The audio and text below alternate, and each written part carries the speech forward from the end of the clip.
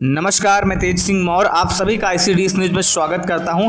हाजिर हूं एक बार फिर से आप सभी के सामने लेकर दिन भर की कुछ प्रमुख बड़ी खबरें जिन्हें जान लेना आप सभी के लिए बेहद जरूरी है, इसलिए वीडियो को शुरू से अंत तक पूरा देखिएगा। आगे बढ़ने से पहले आपसे एक छोटी सी रिक्वेस्ट है, अगर आप चैनल पर नए हैं तो नीचे जो लाल रंग का सब्सक्राइब बटन दिख रहा है उसको दबाकर चैनल को सब्सक्राइब कर लें, साथ में बनी घंटी को दबाकर ऑल पर सेलेक्ट कर लें। इसकी पहली बड़ी खबर हरियाणा से है। आंगनबाड़ी बहनों की मेहनत फल लाई, हरियाणा ने स्थापित किया एक और कीर्तिमान। एनीमिया मुक्त भारत कार्यक्रम में हरियाणा को मिला प्रथम स्थान। हरियाणा की आंगनबाड़ी बहनों ने देश के 29 राज्यों को पछाड़कर यह ऐतिहासिक कीर्तिमान स्थापित किया है। यह जानकारी हरियाणा की महिला एवं बाल विकास मंत्री हरियाणा सरकार कमलेश ढांडा ने ट्विटर पर शेयर की।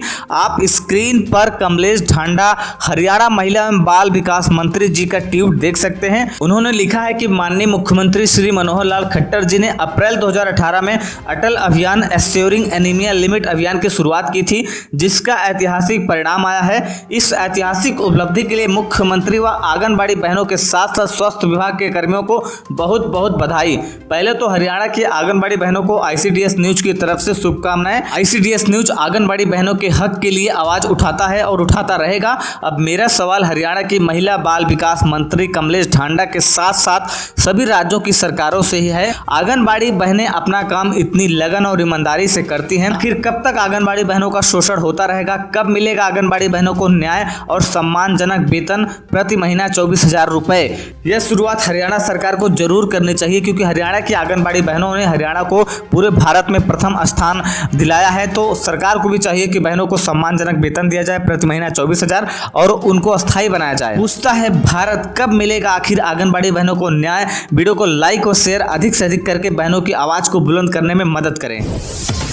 आज की अगली खबर बिहार से है। Grand democratic secular front GDSP के मुख्यमंत्री उम्मीदवार पूर्व केंद्रीय राज्य मंत्री उपेंद्र कुशवाहा ने अपने चुनावी घोषणा पत्र में आंगनबाड़ी सेविका, सहायिका व आशा बहनों एवं मिड डे मील के रसोइयों का मानदेय को बढ़ाकर सम्मानजनक स्तर तक ले जाने की बड़ी घोषणा की है। इस समय बिहार में चुनाव का माहौल है और चुनावी समर में सभी पार्टियां आंगनबाड़ी व आशा बहनों के वोट की ताकत को देखते हुए हर राजनीतिक पार्टी बहनों को अपने पक्ष में लाने की कोशिश कर रही है। इस बिहार विधानसभा चुनाव में आंगनबाड़ी बहनों का मानदेय प्रमुख चुनावी मुद्दा बन गया है। इसका कारण चुनाव पूर्व आंगनबाड़ी बहनों का अनिश्चितकालीन धरना प्रदर्शन है। बहनों ने धरने के जरिए अपना शक्ति प्रदर्शन किया था, इसलिए सभी राजनीतिक पार्टियां बहनों के मानदेय को बढ़ाने की बात कह रही हैं। कहीं ना कहीं हम इसे बहनों की जीत की तरफ पहला कदम मान सकते हैं। इसी को देखते हुए महागठबंधन मुख्यमंत्री उम्मीदवार तेजस्वी यादव व लोक जनशक्ति पार्टी के अध्यक्ष व रामविलास पासवान जी के पुत्र चिराग पासवान भी मानदेय को बढ़ाने की बात कह चुके हैं। तो आंगनबाड़ी बहनों के लिए बहुत बड़ी बात है। अब आंगनबाड़ी बहनों के मानदेय की बात, उनकी समस्याओं की बात राजनीतिक पार्टियां कर रही हैं। जल्द ही उनका मानदेय बढ़ भी सकता है। आज की अगली खबर प्रधानमंत्री नरेंद्र मोदी जी के विजन और दिशा निर्देशों पर जल शक्ति मंत्रालय ने देश भर के सभी स्कूलों और आंगनबाड़ी केंद्रों में पेयजल की आपूर्ति सुनिश्चित करने के लिए 100 दिवसीय अभियान को शुरू कर दिया है।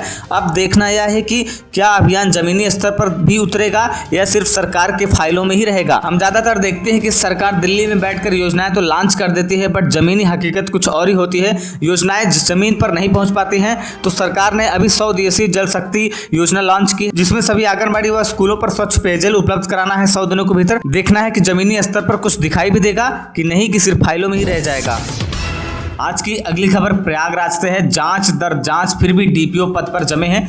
तकनीकी तौर पर निलंबित होने पर भी प्रयागराज के DPO पद पर तैनात हैं मनोज राव। भ्रष्टाचार, सरकारी धन के दुरुपयोग और आय से अधिक संपत्ति जुटाने जैसे गंभीर आरोपों से घिरे एक ऐसे जिला कार्यक्रम अधिकारी को पद पर बनाए रखने का मामला सामने आया है, जो तकनीकी रूप से अभी भी निलंबित है। मामला प्रयागराज के विवादित DPO मनोज कुमार राव से जुड़ा है। करीब 6 जांचों का सामना कर रहे हैं। DPO पर उच्चाधिकारी इतने मेहरबान है कि गोंडा में तैनाती के दौरान निलंबित DPO को बचाने के लिए कोर्ट और शासन को गुमराह करके गुपचुप तरीके से प्रयागराज का DPO बना दिया गया है। आपको बता दें कि प्रयागराज में भी तैनाती होने के बाद DPO पर कुंभ के करीब 65 लाख और विभागीय सामग्री की खरीद में करीब 36 लाख रुपए का घोटाले करने का आरोप है, जिसकी सतर्कता जांच चल रही है। और जबकि विभागीय जांच में इन आरोपों की पुष्टि हो चुकी है।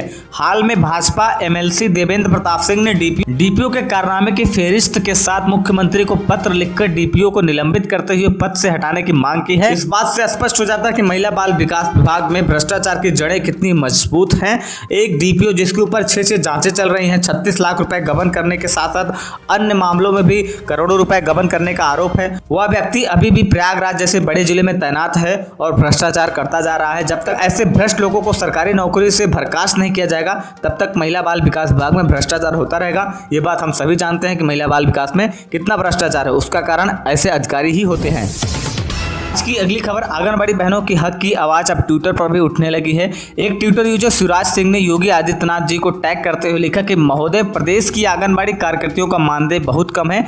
यह चुनाव व अन्य कार्यक्रमों में भी सहयोग प्रदान करते हैं। भले ही इनका कार्य और बढ़ा दिया जाए परंतु इनका मानदेय कम से कम 20,000 रुपये प्रति माह कर दिया जाए, धन्यवाद। तो अब ट्विटर पर भी आंगनबाड़ी बहनों के मानदेय की बात उठने लगी है। आप लोग भी अगर ट्विटर चलाती हैं, आपके घर में कोई ट्विटर चलाता है तो अपने राज्य के मुख्यमंत्री के साथ साथ प्रधानमंत्री या महिला बाल विकास मंत्री को टैग करते हुए अपने हक की आवाज़ को आप वहां पर लिखिए, अपनी बात को लिखिए, अपनी समस्याओं को लिखिए। तो हो सकता है सरकारें आपके समस्याओं को ध्यान देंगी। अगर आप उस बात को ट्रेंड करा लेती हैं तो निश्चित रूप से आपके मानदेय के बारे में सरकारें सोचेंगी, तो ये आप जरूर करिएगा।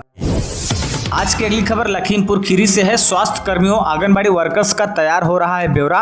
कोरोना की वैक्सीन आने में भले ही भी समय हो, लेकिन स्वास्थ्य महकमे ने टीकाकरण की तैयारियां शुरू कर दी हैं। सबसे पहले सरकारी एवं निजी अस्पताल स्टाफ के साथ साथ आंगनबाड़ी वर्कर्स का टीकाकरण होगा। इसके लिए शासन ने स्वास्थ्य कर्मियों और आंगनबाड़ी वर्कर की गिनती शुरू कर दी है। सरकार की तरफ से एक बहुत अच्छा कदम है, क्योंकि आंगनबाड़ी बहनें फ्रंट लाइन वर्कर्स है।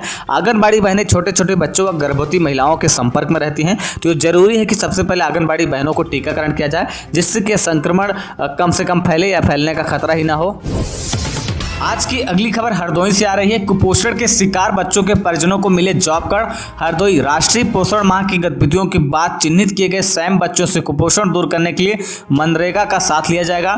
ऐसे परिवार के मुखियों को मनरेगा जॉब कार्ड दिए जाने के निर्देश जारी कर दिए गए हैं। यही नहीं, बेकारी कुपोषण का कारण न बन सके, इसके लिए ऐसे परिवारों को रोजगार देने में प्राथमिकता के निर्देश दिए गए हैं। उपायुक्त मनरेगा PS चंदौल ने बताया कि जनपद में 864 सैम बच्चे चिन्हित किए गए हैं। ऐसे बच्चों को कुपोषण के दायरे से निकालने के लिए उस परिवार के मुखिया के नाम से मनरेगा जॉब कार्ड जारी किए जाएंगे। चिन्हित परिवार काम मांगता है तो उसे प्राथमिकता के तौर पर दिया जाएगा। सरकार की तरफ से बहुत अच्छी पहल है, क्योंकि भारत में कुपोषित बच्चों की संख्या बहुत ज़्यादा है, तो यह हो सकता है इससे थोड़ा बहुत कुपोषित बच्चों की संख्या कम हो जाए। आज की अगली खबर सहारनपुर से है। कमजोर पड़ी पोलियो के खिलाफ जंग। हर साल 24 अक्टूबर को इसे जन जागरूकता के लिए मनाया जाता है। इस संक्रामक बीमारी के उन्मूलन को लेकर पूरी दुनिया सजग है, लेकिन कोरोना के चलते जिले में 8 महीने से पोलियो जागरूकता अभियान नहीं चला है, जिससे पोलियो के खिलाफ जंग कमजोर पड़ी है। हालांकि विशेष टीकाकरण अभियान में 1.5 साल तक के बच्चों को 2 बूंद जिंदगी की पिलाई जा रही है। लोगों को अभियान के तहत जागरूक किया गया है। इसके बाद मार्च महीने में कोरोना संक्रमण के चलते लॉकडाउन लगा दिया गया था, जिसकी वजह से पल्स पोलियो अभियान को स्थगित कर दिया गया है। बहनों, आज के आंगनबाड़ी न्यूज बुलेटिन में बस इतना ही। कल आपसे फिर मिलेंगे इसी समय इसी चैनल पर। वीडियो अच्छा लगा तो वीडियो को लाइक शेयर अधिक से अधिक करें। वीडियो देखने के लिए धन्यवाद।